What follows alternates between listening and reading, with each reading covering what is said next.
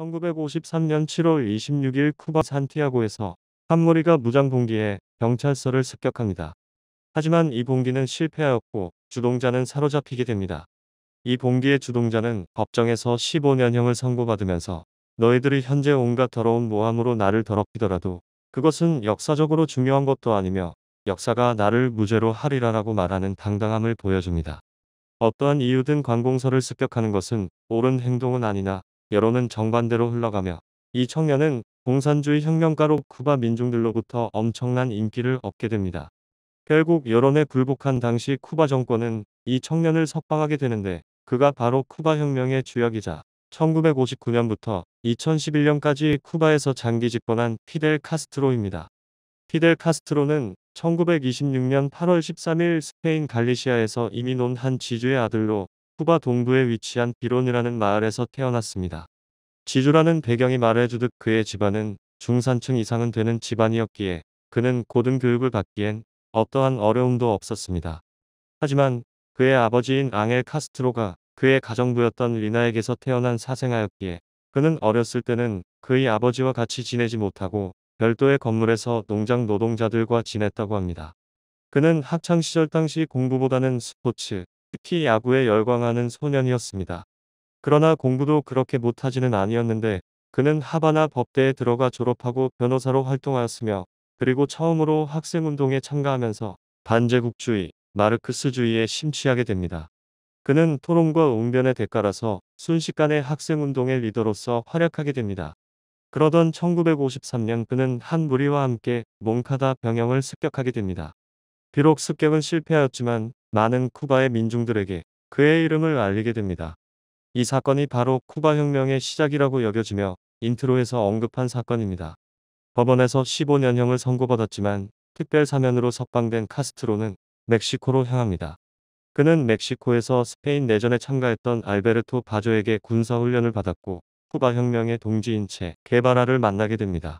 체계적인 군사훈련 아래 정례화된 카스트로와 그의 동지들은 1956년 그란마우를 타고 혁명의 완성을 위해 쿠바로 잠입을 시도합니다. 하지만 이를 미리 알고 기다리던 정부군에 의해 섬멸되었고 가까스로 도주한 카스트로, 체 게바라를 포함해서 10여 명만 가까스로 살아남았고 그들은 숲속으로 들어가 기나긴 게릴라전을 시작합니다. 그들은 체 게바라가 본래 의료인이었다는 점을 이용하여 방문하는 마을마다 의료 서비스를 제공하였습니다. 평소 의사를 만날 수 없었던 마을 사람들은 그들에게 열렬한 지지를 보냈고 이러한 지지 아래 그의 세력은 빠르게 성장하기 시작합니다.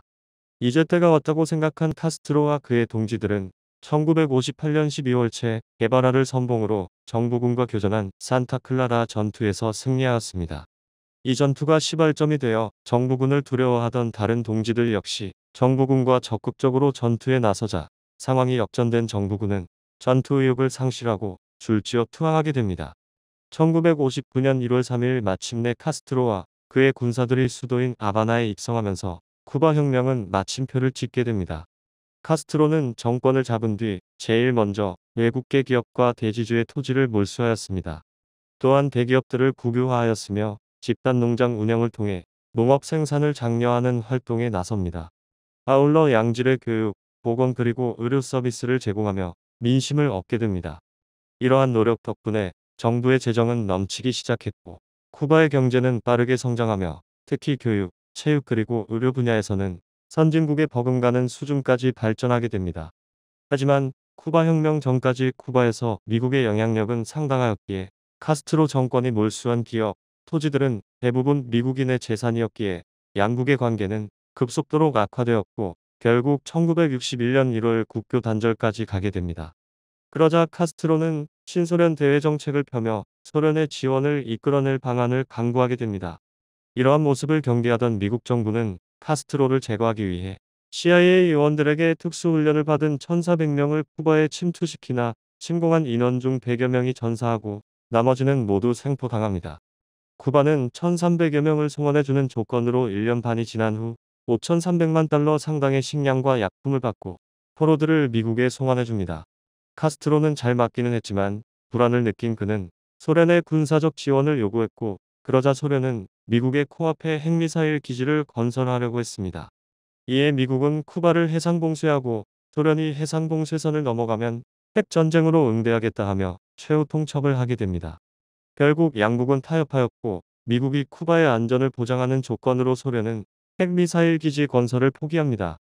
이로써 카스트로 정권의 체제 안정 보장이 이루어졌고 이 사건이 그 유명한 쿠바 미사일 위기입니다. 체제의 안정이 이루어지며 혁명의 동지이자 경제 부분을 맡은 개발하는 쿠바의 공업화 정책을 밀고 나갔으나 그가 추진한 경제 정책으로 인해 오히려 생산성은 떨어지고 경제 성장률을 2% 머물자 개발화와 카스트로의 갈등이 심해졌고 체 게바라는 결국 1965년 쿠바를 등지게 됩니다. 이후 카스트로는 직접 경제를 챙기면서 농업 개혁을 이끌었고 동시에 소련에게 설탕과 커피를 공급하고 소련에게서 석유와 기계를 제공받는 호혜적 무역 관계를 맺으며 엄청난 경제적 이익을 쿠바에 가져옵니다. 그리고 1960에서 70년대 당시 중앙아메리카와 아프리카에서 활발히 진행된 공산주의 운동을 지원하였고 아울러 소련과 무역에서 얻은 이익을 바탕으로 교육 및 의료개혁을 실시하여 큰 성과를 거두었습니다. 지금도 중장년층 쿠바인들은 그 당시를 회상하며 쿠바가 잘 먹고 잘 살았고 국제적으로도 힘 좀 썼던 시절로 기억하고 있습니다. 하지만 1980년대 들어 공산주의권의 경제 침체가 가속화되면서 쿠바도 영향을 받게 되었고 1991년 소련이 결국 망하며 미국의 경제 제재를 상쇄할 만한 지원이 사라지자 쿠바 경제는 휘청거리게 됩니다. 여기에 카스트로의 장기 집권에 대한 국민들의 불만이 더해지며 1990년대 쿠바의 정치, 경제, 사회는 매우 불안해집니다. 쿠바의 경제가 어느 정도였냐면 중남미 최상위 수준이었던 임금은 쥐꼬리만한 수준으로 삭감되고 공장도 제대로 돌아가는 곳이 없었고 식량이 부족해 대부분의 쿠바 국민들은 하루에 두 끼를 먹기도 힘든 상황이었습니다. 그러자 카스트로는 정권의 안정을 위해 다른 공산권 국가들이 보여주던 공포정치 대신 관광산업 활성화, 해외 송금 자유화, 군비 축소 등 그동안 하지 않았던 정책을 실시하게 됩니다. 그러면서도 최소한의 사회복지는 반드시 유지시킵니다. 그 덕분에 1994년 쿠바 경제는 마이너스 성장률에서 플러스 성장으로 전환됩니다. 아울러 2003년부터 시작된 이라크 전쟁으로 인해 유가가 폭등하며 우호국인 베네수엘라의 경제가 급성장하자 쿠바는 베네수엘라로부터 경제적 지원을 받을 수 있게 되며 쿠바의 경제는 안정기에 들어오게 됩니다. 그럼에도 1990년대 초 당시 삭감된 쿠바인들의 임금은 회복되지 않았고 배급 역시도 상당히 축소되었기에 많은 사람들은 쿠바의 경제가 1970에서 1980년대보다 훨씬 못하다고 평하고 있습니다.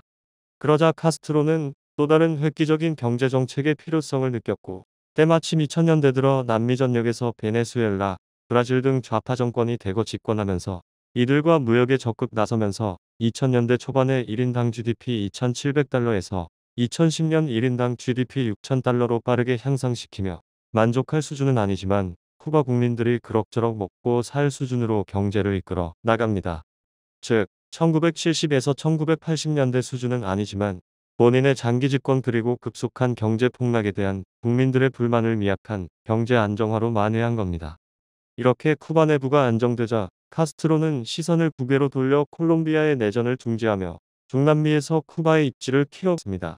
또한 그는 평생 증오했던 유럽, 아프리카, 아시아, 아메리카 등지에 위치한 자본주의 국가들과도 외교관계를 맺으며 많은 사람들로부터 호평을 받습니다. 이렇듯 유종의 미를 만들어가던 카스트로는 2008년에 동생인 라울 카스트로에게 국가이사회 위원장직을 넘겨주고 은퇴하고 뒤로 물러났으나 중국의 덩샤오핑이 그랬듯이 피델 카스트로는 마쿠에서 영향력을 행사하다가 2011년 공산당제 1비서직마저 동생에게 물러주며 완전히 은퇴하게 됩니다. 1959년 집권 후 무려 52년 만의 일이었습니다. 그가 마쿠에서 영향력을 행사하던 중 미국 기자와 인터뷰를 했는데 쿠바의 경제 모델을 다른 나라한테 퍼뜨리고 싶나? 라고 질문하자 그는 우리나라에서도 실패했는데 라고 했는데 이것을 보고 쿠바식 공산주의가 실패했다는 것을 피델 카스트로 역시 인정했다는 논란이 일었고 결국 그가 쿠바에서 공산주의 모델이 실패했다고 한 것은 기자가 오해한 것이라고 해명하는 해프닝이 있었습니다. 그 후 카스트로는 칼럼을 쓰고 트위터를 통해서 쿠바 인민들과 교류하며 은퇴 생활을 즐기다가 2016년 11월 25일 생을 마감하게 됩니다. 암살 시도 위협을 600번 넘게 받는 위험한 환경에서 오는 스트레스, 지도자의 자리에서 오는 압박감, 담배보다 더 독하다는 시가 수십 년 흡연 등 몸에 나쁜 것을 수두룩하게 한 사람답게 어떻게 보면 단명하는 것이 당연했으나 오히려 90세의 나이로 상당히 장수한 편입니다. 사인은 밝혀지지 않았으나 천수를 누리고 간 셈입니다. 마지막으로 카스트로는 자신을 기리는 동상이나 기념비조차 세우지 말며 개인 우상화를 금지하라는 유언을 남겼습니다. 그 덕분인지 쿠바는 다른 공산권과 달리 그를 우상화하는 분위기는 지양하려고 노력하는 편이라고 합니다. 오늘의 영상은 여기서 마무리하고 다음 영상에서 찾아뵙겠습니다. 감사합니다.